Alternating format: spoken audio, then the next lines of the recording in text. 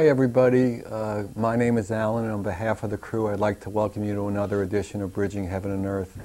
You know, because of the position we're in and the fact that this show is on now all over the country, and because of the internet it's on really all over the world, we get calls and emails and messages from all over, and it just seems that there's tremendous change and turbulence going on for so many people now that it's really a time that the necessity for us to really experience the depth of our lives, to experience truly who we are, is coming more and more into not a question of that we'd like to do it, but that we need to do it. That experience of truth, of love, of oneness, of consciousness is a necessary thing for us to have that experience now. And for us here at Bridging Heaven and Earth, what we've been really feeling so clearly is that with this turbulence going on, with this change, a real necessity is that whatever spiritual path you use, Buddhism, Hinduism, meditation, dance, singing, whatever it might be, Judaism, Christianity, whatever way you can go into that deepest part of yourselves, now's the time it has to be done. So what we've been saying is that what has to happen now is that depth has to be reached, and we have to remain flexible. Because what people have thought throughout history is that this is going to be a time when there's going to be tremendous turbulence in the physical world in terms of maybe earthquakes or floods or things like that.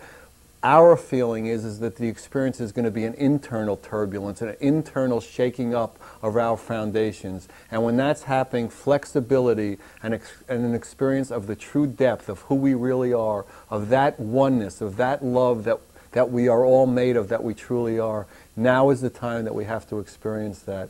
And on tonight's show we have people whose lives are dedicated to having that experience once again, because basically that's what Bridging Heaven and Earth is about. It's dedicated to the oneness, and what we try to do is find people wherever they are in the world, to try to get them here to do this live show, and the response has been just unbelievable how people come from all over the world. Tonight we have Craig Russell with us, who's one of the foremost spiritual teachers and healers in Canada. And he came down specifically from Canada to be on Bridging Heaven and Earth, which for most of you know is in Santa Barbara, California. And Craig is the founder, the co-founder of a spiritual path called Soul Journey. And that path is, again, to bring us into that love, into that consciousness of the one. And with him tonight, who's going to play behind him on one of Craig's sourcing messages or channeling, as we've seen before in some ways, Paul Armitage is the co-founder of Soul Journey. He's an inspirational musician and a celestial music channel, and we're just honored that he too came down with Craig from Canada to be with us tonight. And then we have also Brian David Anderson, who's a spiritual teacher, a healer, and he's going to perform chakra toning and balancing, and we're going to show you the cover of his extraordinary new book, Rhythms of Nature.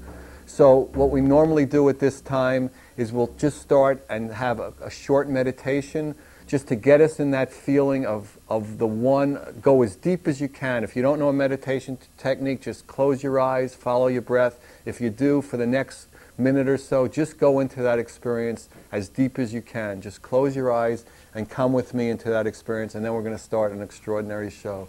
So please join me.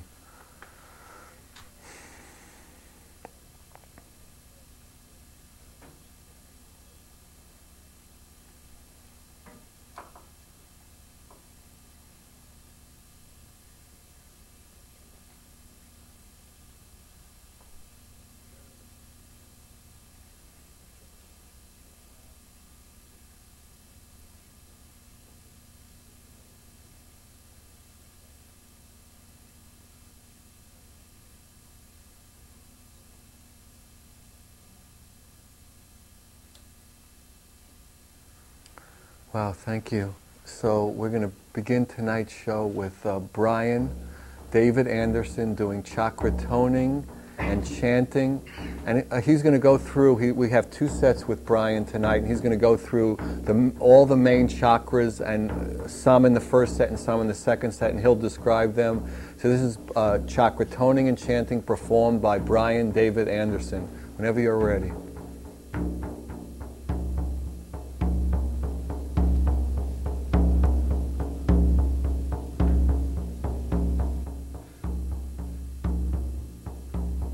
The 7 vortexual energy centers of the body, also known as chakras in the Far East, move light particles in and out of our bodies.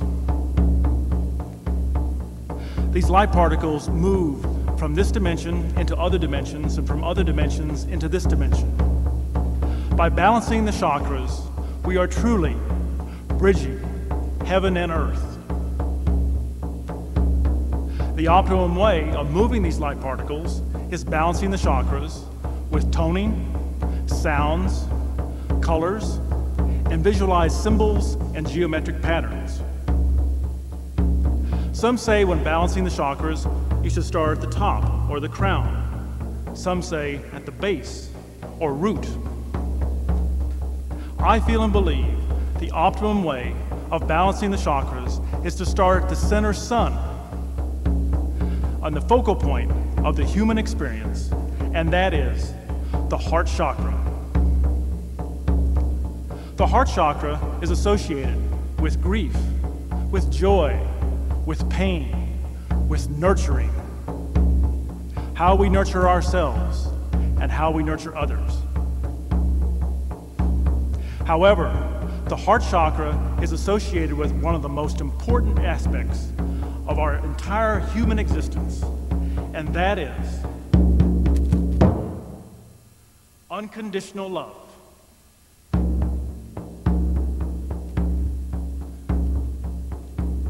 The symbol of the heart is the yin and yang symbol in the Far East, the cross, but not the Christian cross, but the straight cross, and the flower and the lily.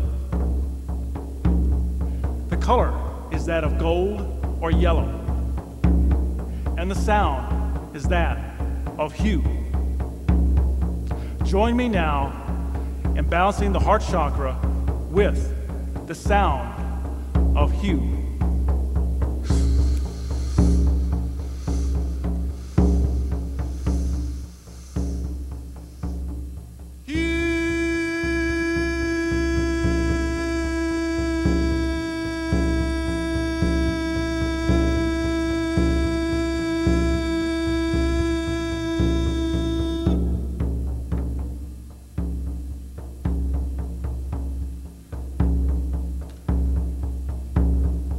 When starting with the heart chakra, now moving out and going to the next chakra, which is that of the solar plexus.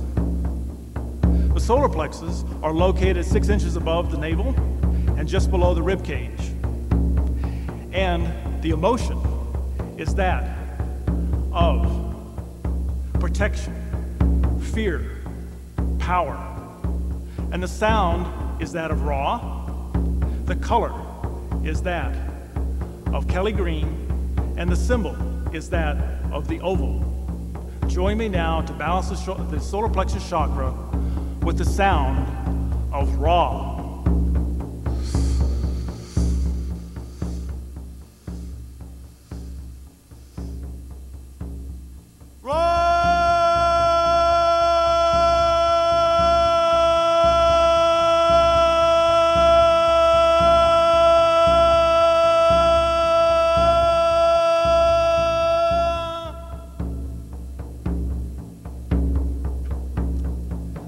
The colors, the tones, and the sound are all up to the individual.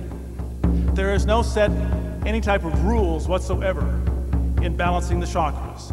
You, the individual, have the choice of the sounds and colors that you choose to balance your chakras with. And now in closing, again, the heart chakra and that of hue, and we'll be back later on to do more balancing of the chakras.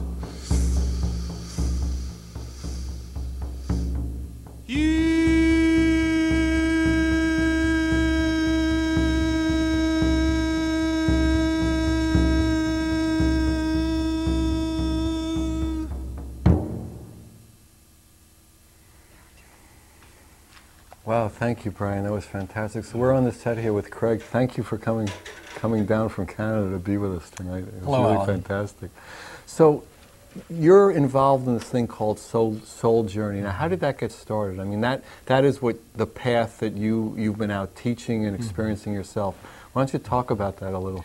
Well, I suppose it began when in 1987 I began to have extraordinary experiences in my meditations, experiences in my mind and in my brain, and a different movement, starting to have inner visions during meditations. And this was brought about after 18 years of studying a path known as The Infinite Way, authored by Dr. Joel Goldsmith. And in that process in 1987, in deep inner meditations, my inner vision blew open, literally. And in that place, I also opened to an inner voice, an inner presence that Dr. Goldsmith had taught all of us as students to work with. And so I began to experience a whole inner world in 1987 and 88. And in that inner world of communion with a higher power and inner presence, did the presence of seeming guides, other voices, seem to be there. And very shortly I came to understand that those guides were beautiful angels, and started an inner communion and relationship with one angel specifically called Akasha. And then Akasha appeared at my bed one night, and that was when I had my first physical visual experience with the outer sight of the angels, so that I myself had that tangible outer experiences that we often seek to have, as well as the inner experiences. And Akasha began to speak of a greater consciousness, suppressed knowledge, and a mission that I had chosen to be part of a new paradigm of teachers and guides who were willing to take knowledge that has been suppressed too long out to the world.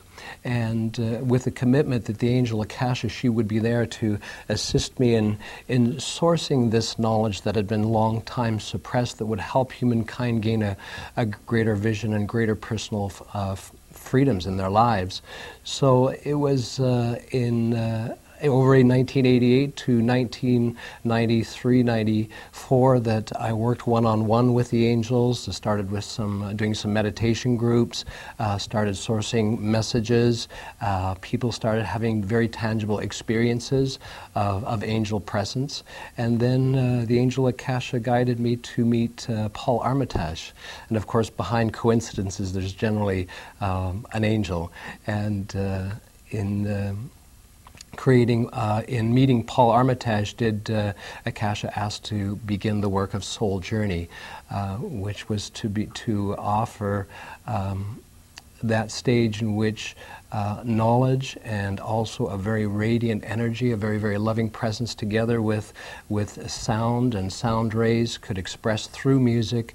And Soul Journey was to be perhaps a new model, a new working model of an unorthodox path and an unorganized path to reach to the heart of humanity, and to offer very, very practical tools to enlightenment. And the path is of love. The path is. Yes, it's of love. It's of the heart.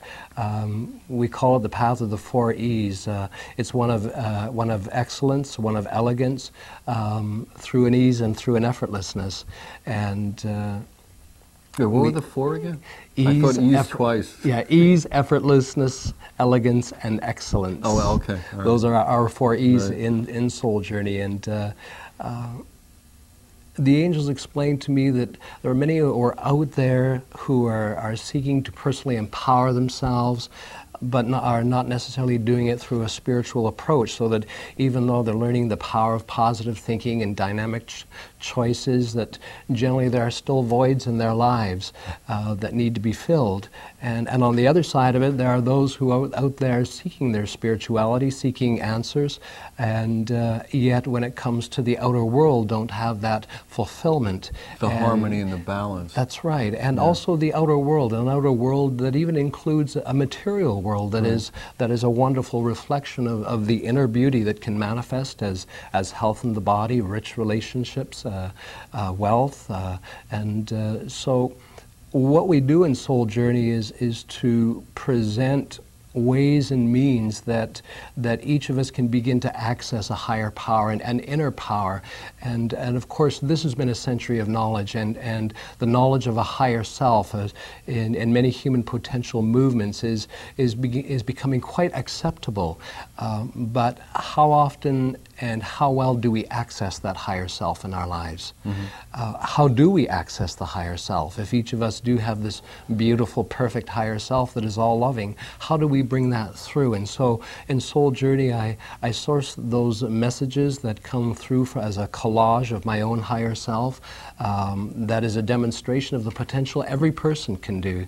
And of course, there's only really one Guru and Swami in Soul Journey, and that's the heart that is within each person. If we can... That in essence is the same. Absolutely, absolutely. And if we can turn people back to that and then begin a process of showing and sharing with people how there are certain things the students can begin to do so that they have tangible experiences of this inner presence or greater consciousness or Christ self or Buddha self, because at the very least we've realized that it's not about a name, it's about a feeling. And, well, not everybody. Not everybody. Quite yet, I don't think. This is certainly where we'd like to work towards. I would say. And so in the 6 years, and we're going to our 6th season with Soul Journey, we're finding we're attracting students who are very serious in their life, serious about their spirituality, and with that is the goal within Soul Journey that people's lives might fulfill themselves.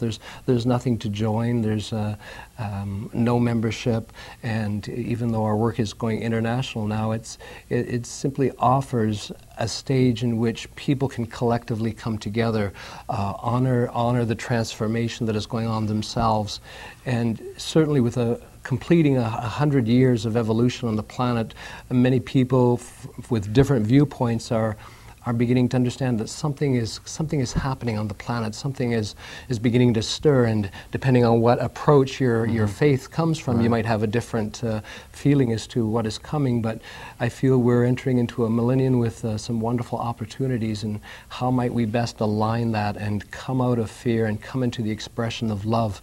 And so that is a practical experience. So often that state of enlightenment that is the holy grail that one seeks, can leave one's experiences being less than. We've met a lot of people on the spiritual path who have very difficulty achieving success, and one of the golden goodies that have come through the messages that I bring through is that there's really nothing spiritual about a poverty consciousness, and so involved in that bigger picture is about saying yes to life, and how might my life fulfill itself if I could just maintain that desire that my life fulfill itself on all levels. And so what we try to present in Soul Journey is showing how choices, showing how a communication can take place between peoples, in which way they can exercise choice and have the proof themselves. And to make it a lot easier and to make that integrating is Paul's music. And when working with the angels, we realize how important sound and music are. We learn of the great angelic kingdoms and the great realms of sound. And we've learned that as beautiful celestial music is played, there is an actual layering of celestial energies, beautiful harmonic energies that invisible forces will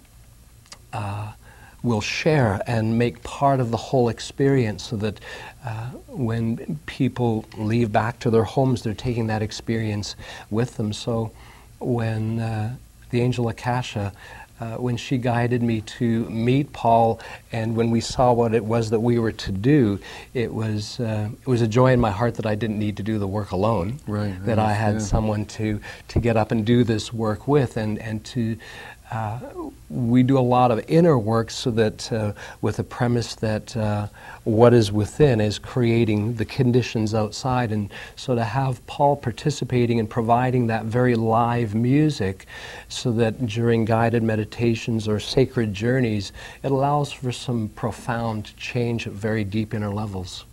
For yourself and for the people participating. Absolutely, absolutely. And when we look at the lives of the students, when I say students, I'm not necessarily saying students of soul journey, but rather simply students of life. When I see their lives and the transformations that are taking place, I know that the work is working. And sometimes I think of soul journey as a bridge, and I think there's a greater jewel out there, and perhaps that jewel is life itself. Joy. And yes, and so if we can create that bridge, and without naming, saying to someone, your life wants to fulfill itself, and I can't tell you what that looks like, but I might be able to share with you some ideas as how you can bring that about. And so this leads people to those experiences that they have, this greater joy. And that's just a little bit a part of the work that that Soul Journey is doing out there. And perhaps I'd also just like to say that what I do when I source is I feel that that's a potential each person can do. At the age of 14, I joined the work of The Infinite Way, and that was a path authored by Dr. Joel Goldsmith. And after Edgar Cayce, Goldsmith was America's foremost healers. And in the 50s, 60s, even in the late 40s, Goldsmith was healing anywhere between 200 to 700 people a day. And a busy fellow. Absolutely. And he did that all through a state of knowing a higher truth. And so what Goldsmith taught all of us was how to enter into this inner place where a tangible inner voice could communicate with us, a higher consciousness, an inner feeling. And it's through the years of studying the Goldsmith material that I finally opened that holy grail, if you will, and came to that wellspring of inner knowledge. And it's in that wellspring that the angels started communicating with me. And the angel Akasha, she's a lovely angel. She's the angel of the rose, the rose pink ray, which is supposed to be the ray of the divine mother energy, the divine feeling side of life. And these angels have proclaimed themselves as shepherds of the Christ, and ask us to have a higher understanding of what they mean when they say Christ. That yes, there is a man who came to the earth and became the Christ, but that Christ is an essence of our being, is a potential that every human being can strive for. And so they come to earth with many other lights who are coming to earth at this time. And as shepherds of the Christ, their devotion is for us bringing forth our inner light. And when we invite the angels into our homes to work with us, they're perhaps not quite ready to make themselves visible yet, but they are quite ready to leave lots of tangible evidence that they've been around. I remember in the early years of working with the angels, I would hear them walk into the house. We would hear them on the roof protecting us. We'd hear them walking into the living room, and I'd sense that they were there. And then they'd sit down on the sofa, and I'd see the sofa decrease where someone was sitting. Wow. And part of me would get really frustrated, and then I'd say, why don't you just show yourself? You know, you're showing me this part of your tangible evidence, but essence. But the angels have said there's a cosmic hour coming, and they themselves must obey certain universal laws in terms of making themselves visible. But they don't want our adoration. They're servants of the one Creator, and they have come to the earth to help all of us come back into shining our light and gaining whole new freedoms into they're part of a higher collective reality that is so desiring to restore truth here to this planet and to provide some means and ways that people can come out of fear and into a level of love. And there's been so much knowledge on this planet that has been so often repressed through different various channels, if you will. Even in the Orthodox Christian world, there's been a high level of suppression of greater truths. That? Oh God, never Yes. dare. Yes, and there's been many wonderful teachers sent to the earth, Jesus the Christ and our beloved Buddha and Krishna, wonderful teachers, and religions formed around many of these teachers. And generally, if you look through the annals of history, you'll see that within 300 to 400 years of the departure of any great teacher has their teaching begin to change, so that 1,000 years later, 2,000 years later, the teaching doesn't look anything like what the original teacher taught on I would have earth. thought it was 20 minutes, honestly. No, Alan. seriously, because people aren't having that experience, so it's got to be skewed right off Yes. the gun. I mean, it looks like it's close for a while, but then it's getting, it's just getting further and further off. So, we can't really see it till many years down the road. But if you're not having that experience, then it becomes a religion or a habit or a ritual Yes. rather than an experience and a joy and a manifestation of love. Yes, yes, and I feel that all of us are the Creator's temporary teachers to each other, and that all of us are holding a jewel within ourselves, and every human being has the potential. I've often said that you'll never find God in this world unless you find a human being who's willing to bring their light, willing to shine their light. And you find a human being who's willing to shine their passion, their light, their heart, their love. There you have a person who's expressing God in this world. And I feel that we have record millions of people who are beginning to do that now. They're willing to be big and brave and shine their light. And in Soul Journey, if we can be part of that, of showing ways that each of us can do that, then perhaps that bridge that we're trying to build is a successful one. So when you have like over this next period, we're filming August 6, 1999. The next few days, you'll have a workshop, a seminar for 2 days in LA. Now, just quickly, because we want to get to your sourcing message a little later, but what would transpire, specifically during this period, this 2-day period? Would there be a lot of sourcing messages? There'd be a lot of Paul playing music and a combination of that, and along with that, guided inner journeys. We will dedicate some time to going within. We really work with the emotional body, and it's so important that the emotional body is healed. This is where most of the obstacles are, so there's a certain amount of the time is dedicated to that. And I quite often will take a focus like this.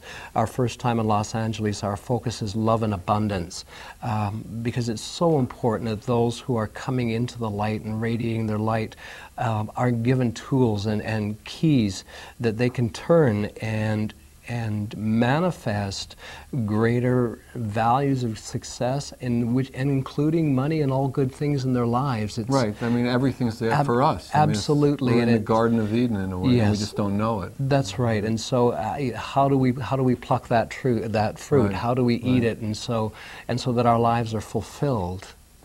That's a part of the vital expression that'll happen in any workshop is to make sure that we are sharing some very important information. And always in a workshop setting, there will be what we simply call universal laws forgotten by humankind that have been a long time suppressed, that when this information comes through and people start working with this information, do they see the results in themselves? We always say in Soul Journey, we don't ask you to believe anything. Here are some things that you can go out into your life and try. And if you're willing to try them, you might just find the results yourself and the proof that these things are true. We've been asked to believe too much, and perhaps if we can just set aside what we believe. And experience. That's right. And then it would be it's us. It's Yes. ours now. Yes. Right. Yes. All right, so I think now what we'll do is go back to Brian, and he'll finish the chakra toning and chanting.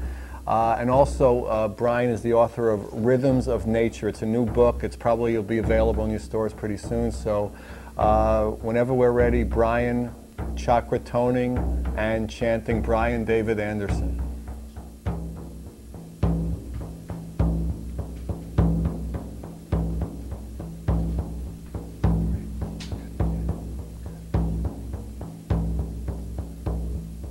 We are light particles. This is not a metaphor. This is not a symbol. We literally are light particles at the molecular level. There are no such things as atoms, electrons, neutrons. At the molecular level, we are light particles moving in a holographic manner. And the light particles are constantly in a state of flux, in and out of our bodies, above the speed of light and below the speed of light. And the system that moves these light particles is known as the chakras in the Far East.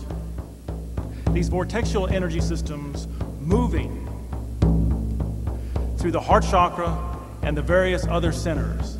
But the human experience, the human pivot point, is that of the heart chakra. And it truly is the bridging of heaven and earth. And the heart chakra, with the sound of hue,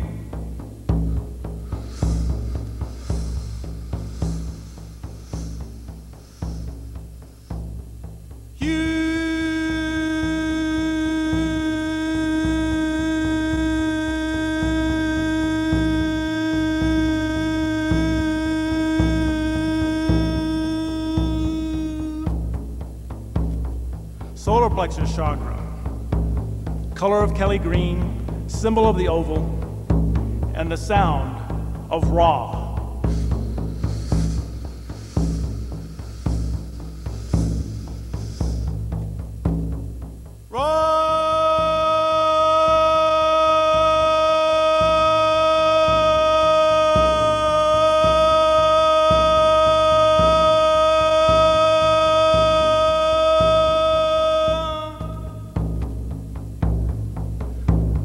Moving out from the heart again, the throat chakra.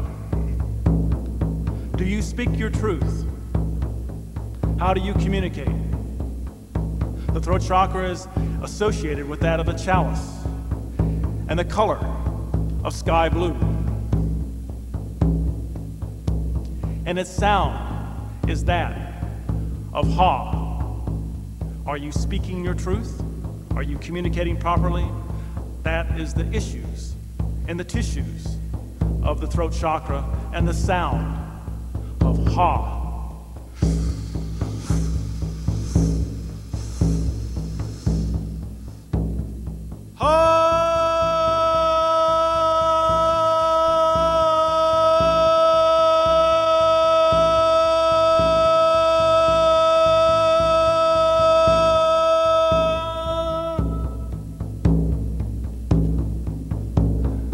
Next chakra is associated with the color of pink, being in the pink because it is controlling those organs of the stomach and the intestines.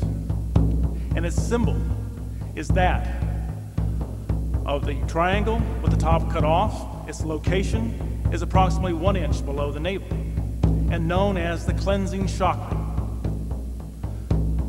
Do you feel clean? That is the issue in the tissue. And the sound is that of Ba.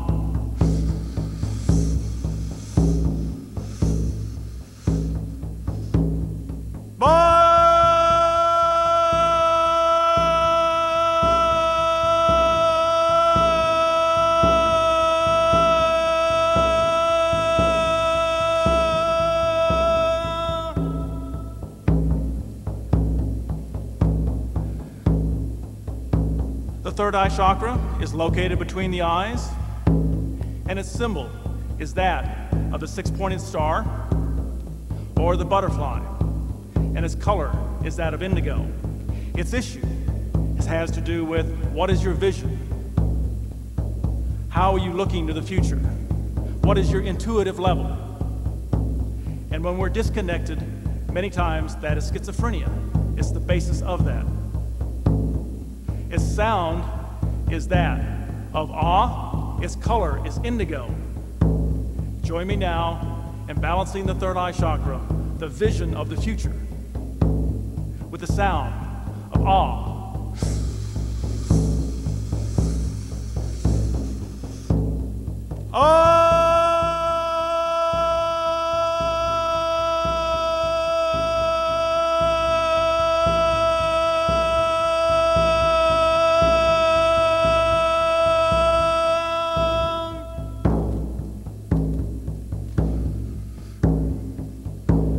The base or root chakra, located at the pubic bone, its symbol is that of the square. Its color is that of the orange. Its issue is reproduction, rage, anger, how we reproduce, how we express literally our physical vitality with anger, with reproduction, and of course, with unconditional love. Its symbol, again, is that of the square. Its color is that of orange-red, and its tone is that of law.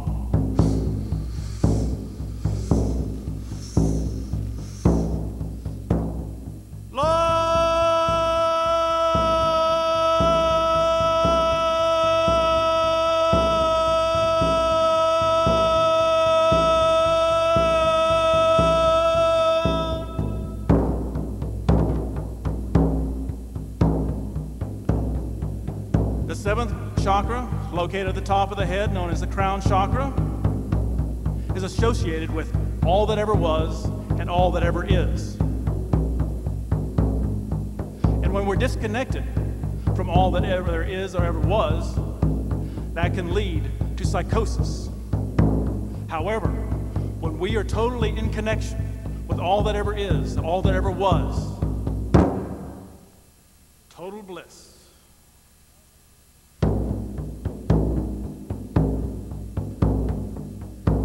The color of the crown chakra is purple.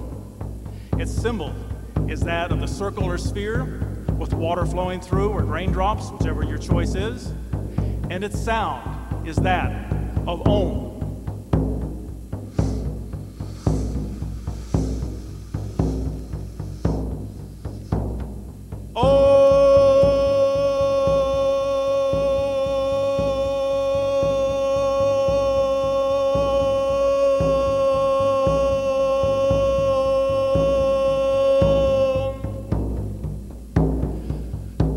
Again, the symbols and the colors and the sounds can all vary.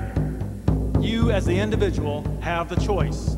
What do you want? What do you want to use? There is no set rules or regulations as far as balancing the chakras. However, I feel very strongly that beginning any type of chakra balancing should start with the center sun and that of the heart chakra. And now we leave you with the sound of hue.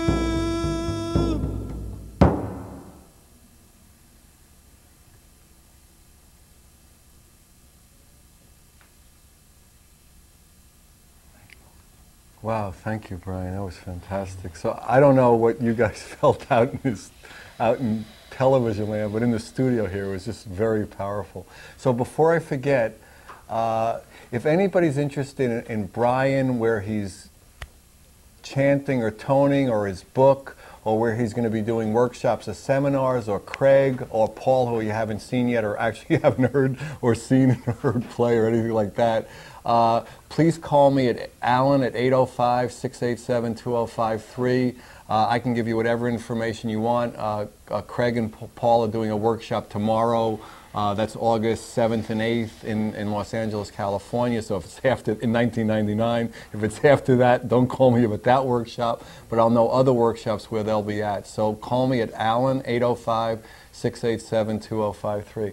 Okay, so I'm back on the set, Craig. So why don't you describe a little bit about what a sourcing message is? I think you just talked about that a little before, but why don't you like set the tone, and then we'll go into that. All right. I use the word sourcing. It simply reflects my own path in particular. As I go into that place of surrendering to that love, I am also surrendering that place that we show up in most of the time, our rational thinking mind. And it's in that place that I open to an oasis of a greater consciousness. And in that consciousness, it is a collage of a message that can come directly from my own beloved great God self, the inner presence.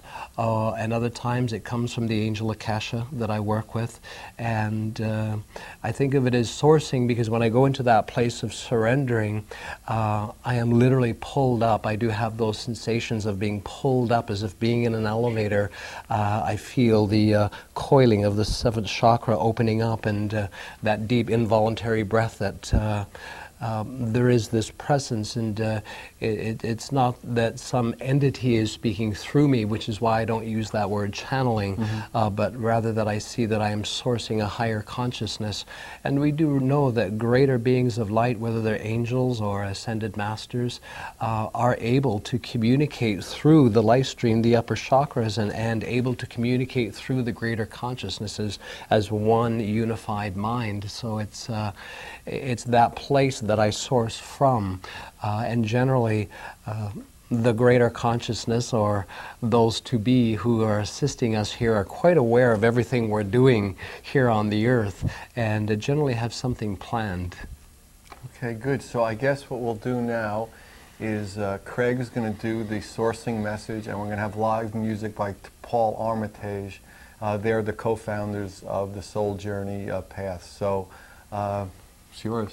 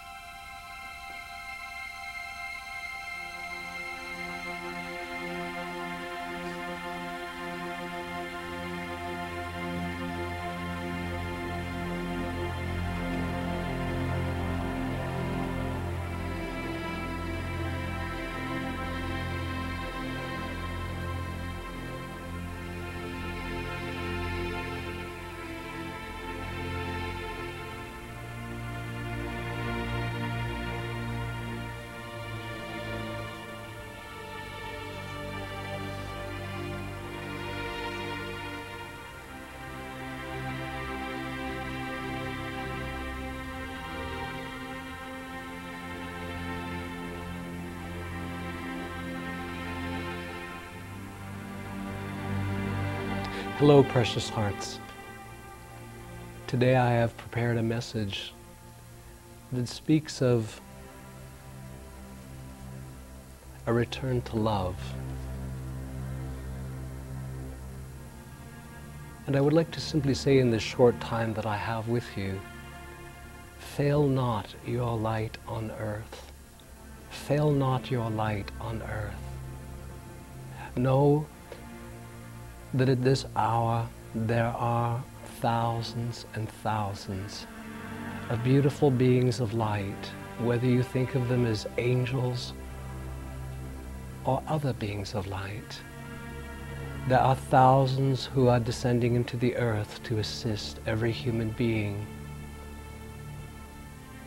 You know, precious heart, there are many types of angels, much greater than what the Orthodox Church has left you believing. And there's one specific group of angels, and I like to call them the listening angels. And to every serious student of life who communes into their own heart, whether you call that prayer or a deeper communion or communication, are these listening angels always listening? And they are here to assist you, to open your life to your greatness. There is within you a spark of love. There is within you a spark of light. You were born with it into this world. Will you fire? Will you stir that spark of light? Will you allow it to grow? I ask you to no longer willing to stand in the shadows of others. And I ask that you be willing to no longer create your own shadows in your life, but that you would know that there is an inner light that is within you. And this inner light, as you love it and acknowledge it, communicate with that light, will those listening angels who are ever there assist you in greater freedom in your life. In 1975, a cosmic thing of a great light took place on your planet. Very few, other than some small pockets of peoples, knew of this event. It was called a harmonic convergence. In 1987, another one took place. In these two harmonic convergences, did cosmic light from varying sources converge onto your planet. And when this happened, it so quickened life on Earth. And in that quickening came the collapse of communism, the fall of the Berlin Wall. Did nations begin to sign treaties one with the other? Did America herself heal her wounds? A great quickening of light. 1975, 1987. On August 11th of this year, 1999, comes forth another harmonic convergence, a great quickening of light onto this planet. Every heartbeat shall feel this quickening, for a great window shall open, and through this window from various sources, from your own earth sun, and from a sun that is beyond that sun, from a secret love star that has overlighted many great teachers and past civilizations, and from the very center of the earth, from higher dimensions, planes of bliss, and from your own sister planets, is coming in cosmic rays of light. And within those cosmic rays of light is a hierarchy of intelligence, a hierarchy of love that holds within itself an intent to raise the heart of humanity, to continue the healing, to quicken the electron within the human brain. As the quickening of light descends upon the planet and envelops the human race, will that light so expand everything on the planet as well as all that is going on within individuals? And one of those things that the divine hierarchy of light has planned for this system is that human beings will begin to take greater responsibility for their lives, and that greater numbers will accept that what is going on within oneself dynamically is affecting the world they experience outside themselves. There are very few who dare to create their own realities. In your world, there is a term that is often spoken that speaks of a consensus reality, a reality that is experienced, that is the consent of millions of human beings through various belief systems. It is often said in metaphysics that you create your own personal reality. Well, I would suggest that very few are doing that. I would suggest that that is a potential.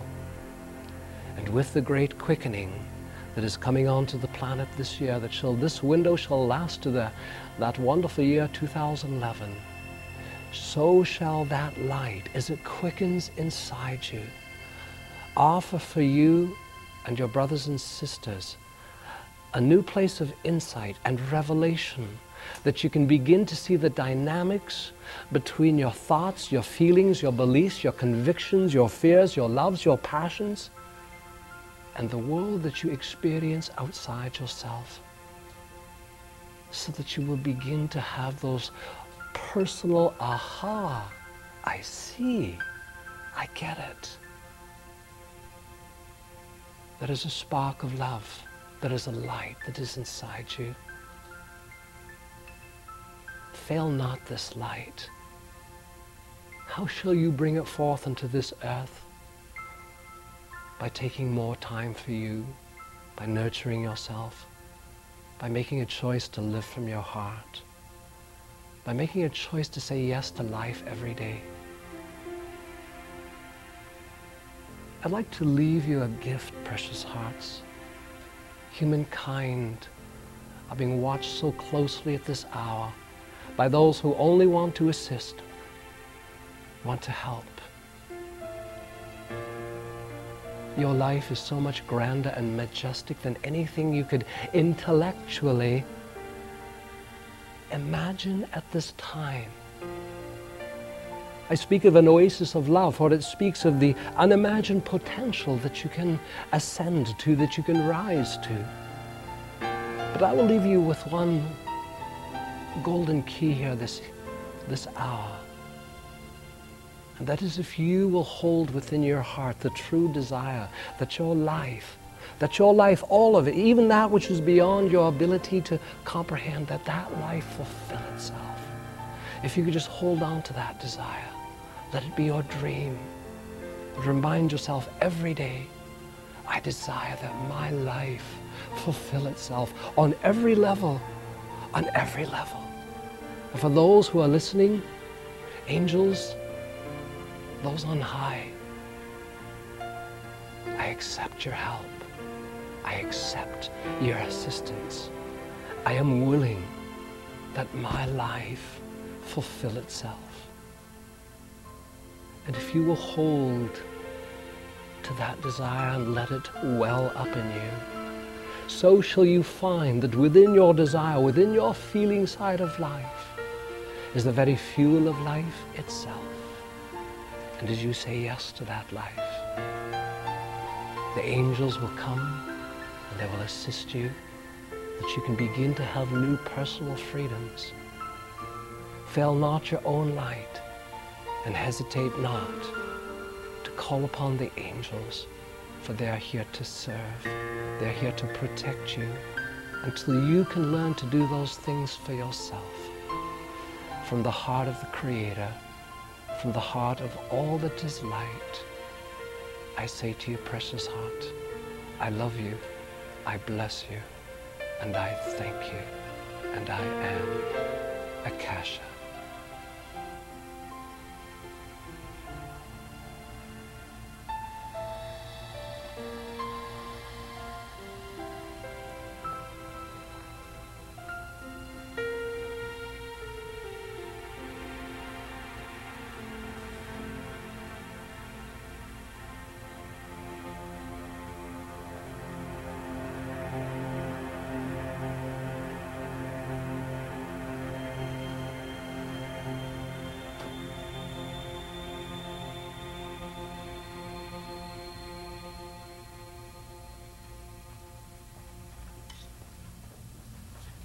Wow.